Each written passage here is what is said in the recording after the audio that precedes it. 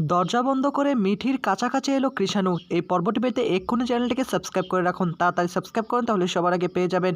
এদিকে মিঠি বসে থাকে ঘরের মধ্যে। কৃষাণু এসে বলে, তাহলে এখন কি দাঁড়ালো?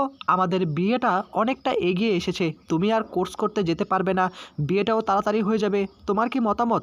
মিঠি তখন বলে, তুমি তো দেখছি আমাকে পাওয়ার জন্য একদম উঠে পড়ে লেগেছো, আমাকে এতটা ভালোবাসো।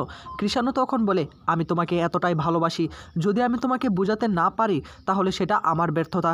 তখন আবার মিঠি বলে, একবার ভেবে দেখেছো, সব কিছু কিন্তু আমার এই রোগকে কেন্দ্র করে হয়ে গিয়েছে। আমার অপারেশন হবে, আমি কোর্সটা করতে যেতে পারবো না, সেজন্য বিয়েটাও এগিয়ে নিয়ে আসা হবে, তাই না?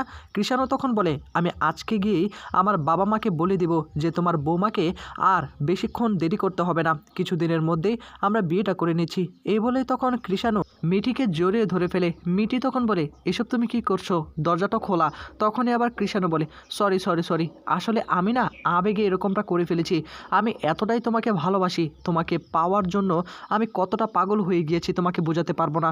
আমি যদি তোমাকে খুব তাড়াতাড়ি পেয়ে যাই, আমি অন্তত তোমার সেবা যত্ন করতে পারবো। দেখো, তুমি একটা ট্রমার মধ্যে এখনও ডুবে রয়েছো, আমি তোমাকে সেই ট্রমা থেকে বেরিয়ে আনতে চাই। তোমাকে আবারও আমি নতুন করে একটা জীবন দিব, সেটার জন্য আমি তোমাকে এমনটা করছি। অন্যদিকে দেখা যাবে যে নতুন আর কমলিনী দুজনেই কথা বলতে থাকে। নতুন তখন বলে, এতদিন পর তুমি একটু নিশ্চিন্ত হলে, আমাদের মেয়েটা একটু শান্তি পাবে, তাই না? এদিকে তখনই কমলিনীকে পিছন দিক থেকে এসে জড়িয়ে ধরে ফেলে। কমলিনী তখন বলে, কি করছো কি? ছাড়াও আমাকে। নতুন তখন বলে, কেন, কেউ দেখে ফেলবে? দরজা তো বন্ধ করা। কমলিনী তখন বলে, এখন তো দুপুর হয়ে গিয়েছে। এদিকে নতুন তখন বলে, দুপুর হলে বলে দুপুর, সকাল হলে সকাল, এরকমটা কেন করো?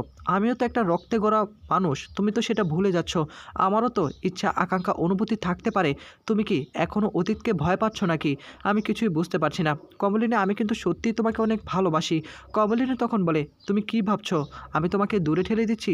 তোমার কি এটা মনে হচ্ছে? আমি একদমই এটা করছি না। এদিকে নতুন তখন বলে, তুমি সেটাই করছো।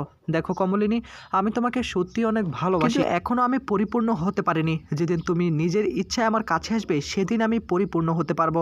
অন্যদিকে দেখা যাবে মিঠিকে নানা রকম প্রশ্ন করতে থাকে বর্ষা, যে কেন, কিভাবে এসব কিছু হয়েছে, এরকম একটা অপারেশনের মধ্যে কেন এতটা আনন্দ হবে বাড়িতে, আমি সেটাই বুঝতে পারছি না।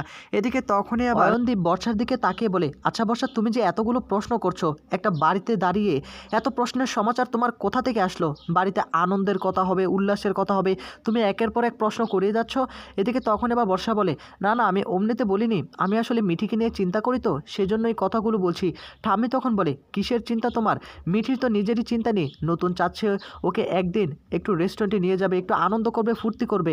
একদিন অনিয়ম করলে তেমন কিছু হবে না। তারপরও তুমি কিছুক্ষণ পর মিঠিকে নানা প্রশ্ন করেই যাচ্ছ বাপু, এটা তুমি কেন করছো? এটা করার কি দরকার? এতটা এতটা উতলা, এতটা প্রশ্ন তোমার কেন থাকবে বর্ষা? তখনই বর্ষা চুপ করে দাঁড়িয়ে থাকে। এই ছিল আপডেট।